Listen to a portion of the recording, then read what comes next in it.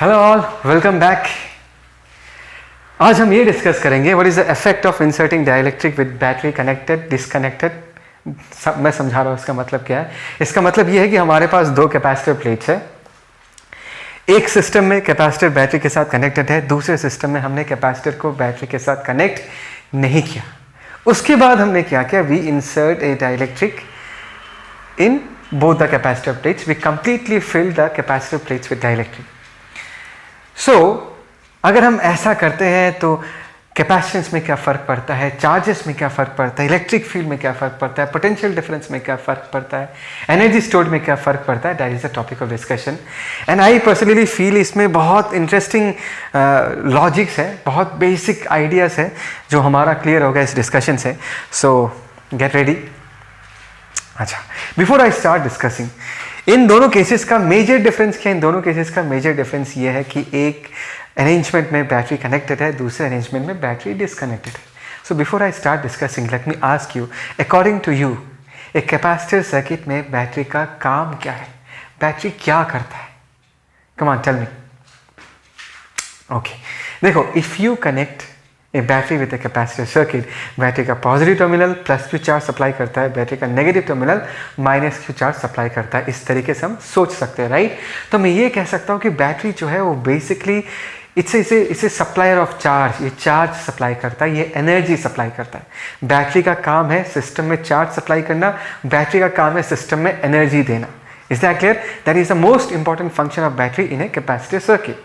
ठीक है, तो एक बात को समझो, स्टेप बाय स्टेप जाएंगे हम।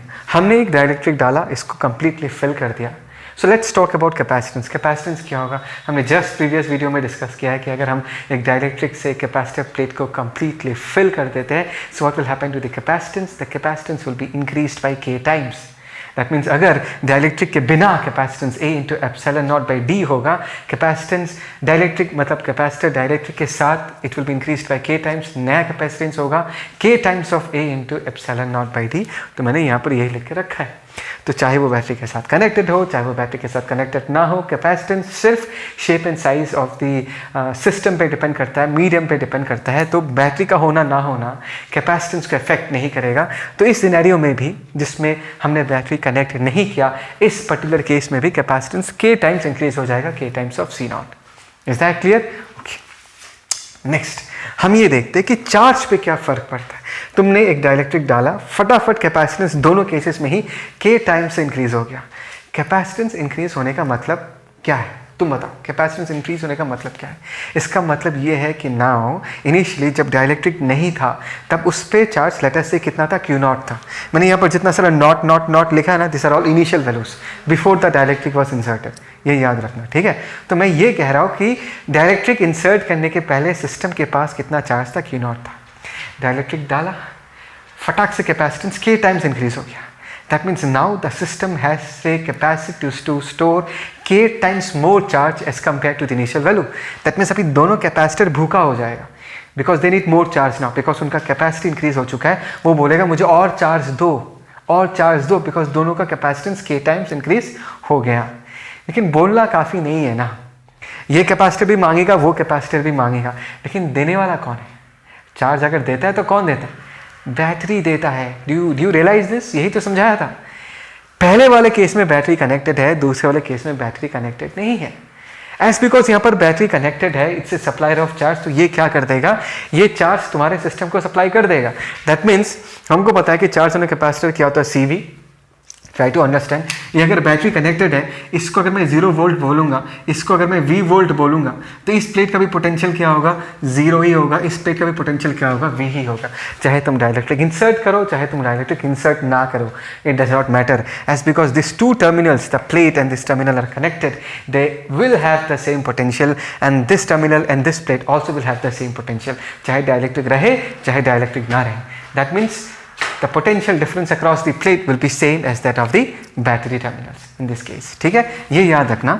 अभी अगर मैं चार्ज निकालना चाहूँ, CV है, V का वैल्यू पहले जैसा ही रहेगा। पहले चलो V नॉट था, अभी भी क्या है? V नॉट ही है।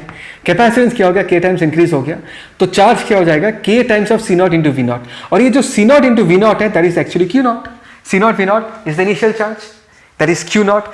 तो इस बार after inserting the dielectric with the battery connected, charge कितना हो गया, k टाइम्स बढ़ गया, k times of Q naught. Is that clear? Charge बढ़ गया, चार्ज ज़्यादा आ गया इस कैपेसिटिव प्लेट में, k टाइम ज़्यादा आ गया। लेकिन इस केस में क्या है, देखो इस केस में ये भूखा तो है, ये चार्जेस मांगता तो है, लेकिन देने वाला कोई नहीं है यार। There is no one to supply charge because there is no battery in the circuit.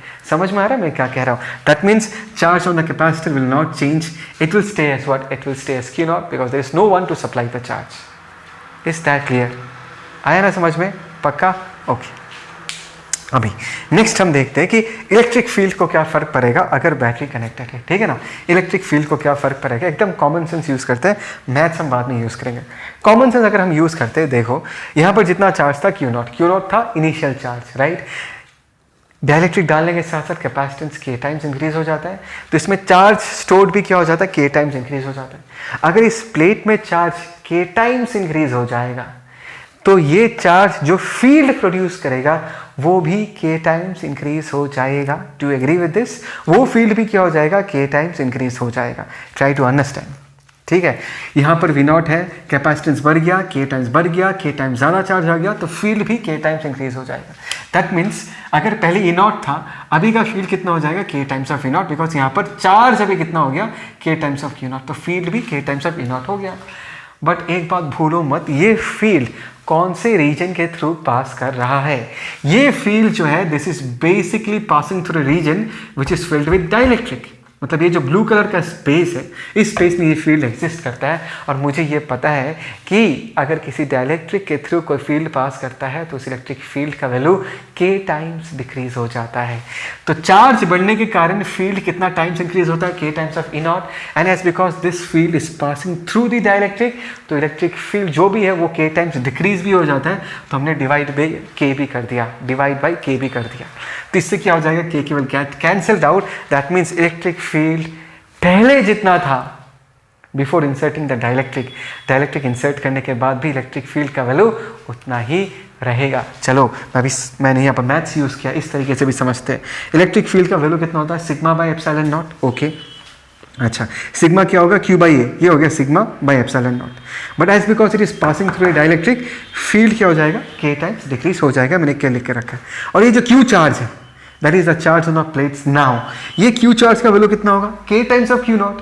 Q naught तो इनिशियल चार्ज, अभी का चार्ज कितना है, इनिशियल चार्ज का k टाइम्स, तो हमने ऊपर भी k times of Q not लिख दिया। ये k इस k को मार देगा एंड बचेगा सिर्फ Q naught by A epsilon naught. Q naught by A मतलब sigma by epsilon naught, and sigma by epsilon naught हो गया हमारा पहले वाला इलेक्ट्रिक फील्ड। तो electric field did not change, ऊपर k टाइम्स इंक्रीज हो गया, नीचे भी k टाइम्स डिक्रीज हो गया, तो एक दूसरे को कैंसिल आउट कर देता, इसके कारण इलेक्ट्रिक फील्ड चेंज नहीं होता। ये तो एक तरीका है समझने का। दूसरा तरीका, और एक तरीका बताता हूँ इलेक्ट्रिक फील्ड कांस्टेंट कैसे है। We know that E equal to V by D लिख सकता हूँ, D is the distance between the plates, right. E into D is potential, right. E into D is work done by electric field which is potential.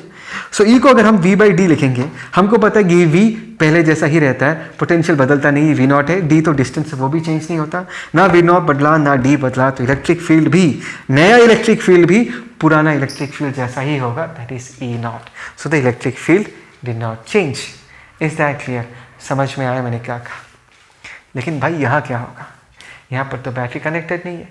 अगर battery connected नहीं है that means में charge नहीं बढ़ा, तो charge did not increase, but dielectric तो घुस गया ना। Try to understand, charge change नहीं हुआ, तो इलेक्ट्रिक फील्ड का वैल्यू क्या होगा, E नॉट ही रहना चाहिए था। As because new charge did not come, electric field will stay as what, E naught, but as because it is passing through the dielectric, it will be reduce by what, k times. E naught by k होना चाहिए, that means the electric field has to reduce by k times. देखते हैं आता ही नहीं आता। Electric field का value कितना होता है, sigma by epsilon naught, but as because it is passing through the dielectric, हम एक k से डिवाइड कर देंगे, बिकॉज डाइलेक्ट्रिक के थ्रू फील्ड पास करता है, तो k टाइम्स डिक्रीज हो जाता है। और ध्यान से देखो, Q is the new charge which is same as the old charge, because charge बढ़ा नहीं है, Q का वैल्यू हम Q नॉट ही लिख देंगे, और नीचे k into A epsilon not है। ये जो Q naught by A epsilon not है, ये पुराना फील्ड है, पहले का जो फील्ड था before the dielectric was inserted, that is E not divided by, हमने क्या लिख दिया, नीचे k लिख दिया। बात समझ में आ रहा है? समझ में आ रहा है? दैट मीन्स पहले का जो फील्ड है उससे k टाइम्स डिक्रीज हो गया। ठीक है, ओके अभी पोटेंशियल डिफरेंस में क्या फ़र्क पड़ेगा? Potential difference between the plates, ये डिस्टेंस d है, potential difference is work done by electric field E into D. मुझे पता है कि ये जो नया इलेक्ट्रिक फील्ड है वो पुराना फील्ड का k टाइम्स कम है, that means E naught by k हो जाएगा into D. And what is E not into D?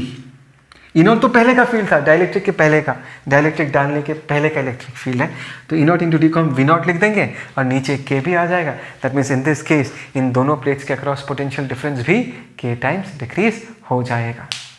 Is that clear? The potential will decrease by K times in this case. And finally ये simple है, we are going to talk about the energy stored. Simple formula है, इस case में देखते हैं अगर battery connected है half C V square, तुम बताओ ये नया सी है that is K times of पुराना C, K times of C naught, और जो V है पोटेंशियल वो चेंज नहीं होगा, वो V नॉट ही रहेगा, बिकॉज इसके अक्रॉस V नॉट है तो कैपेसिटर प्लेट के अक्रॉस भी V नॉट ही रहेगा। तो हमने यहाँ पर V नॉट ही रखा, तो K को हमने बाहर ला दिया, half C naught V naught square. What is half C naught V naught square? Half C naught V naught square that is the energy stored in the plates before the dielectric was inserted. So now the energy stored is K times the initial energy.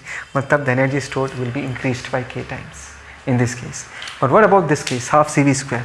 Did the capacitance change? Yes sir, the capacitance changed. It has increased by K times. Did the voltage change? Yes, voltage has decreased by K times. तो हमने V not by K लिख दिया, नीचे K square ऊपर एक K, तो नीचे एक K बच जाएगा एंड यहाँ पर बचेगा half C naught V naught square. ये था हमारा initial potential energy. That means final expression क्या हो जाएगा, अभी का जो एनर्जी है that is U naught by K, मतलब initial energy by K, that means K times decrease हो जाएगा, मतलब यहाँ पर जो एनर्जी स्टोर्ड है that will be decreased as compare to the initial case by K times. अरे समझ में आया ना? बहुत बढ़िया सा कंसेप्ट है, मैंने सब कुछ बताया इसमें। I hope you enjoy this. इसको हम यहीं पर ही कंप्लीट करते हैं, ठीक है? ओके चलो बाय।